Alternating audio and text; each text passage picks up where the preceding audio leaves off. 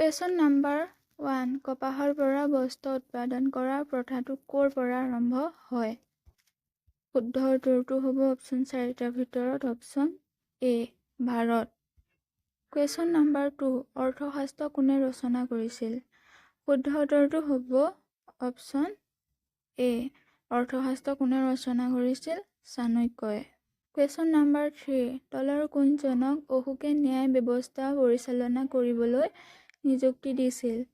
শুদ্ধ উত্তৰটো হ'ব অপশ্যন 4টাৰ ভিতৰত অপশ্যন এ ৰাজুকা। কোনজনক অশোকে ন্যায় ব্যৱস্থা পৰিচালনা কৰিবলৈ নিযুক্তি দিছিল? ৰাজুকাই।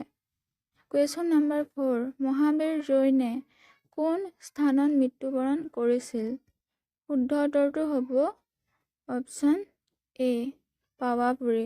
মহাবীৰ জৈনে কোন স্থানত মৃত্যুবৰণ কৰিছিল? পাৱাপুৰীত।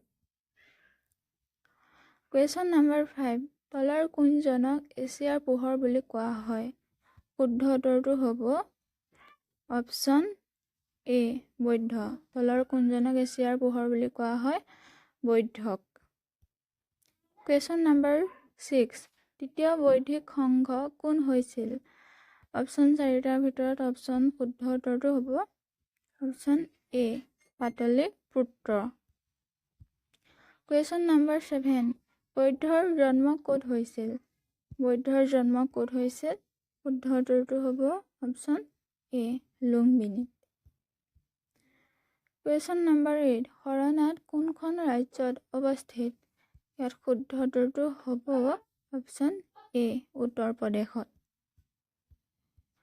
কুৱেশ্যন নাম্বাৰ 9 নালন্দা বিশ্ববিদ্যালয় কোনখন ৰাজ্যত অৱস্থিত? শুদ্ধ উত্তৰটো হ'ব অপশ্যন 4টাৰ ভিতৰত অপশ্যন এ বিহাৰত। নালন্দা বিশ্ববিদ্যালয় কোনখন ৰাজ্যত অৱস্থিত? বিহাৰত। কুৱেশ্যন নাম্বাৰ 10 বৌদ্ধসকলৰ আটাইতকৈ পবিত্ৰ গ্ৰন্থখনৰ নাম কি? শুদ্ধ উত্তৰটো হ'ব অপশ্যন এ ত্ৰিপিটক। বৌদ্ধসকলৰ আটাইতকৈ পবিত্ৰ গ্ৰন্থখনৰ নাম কি? ত্ৰিপিটক।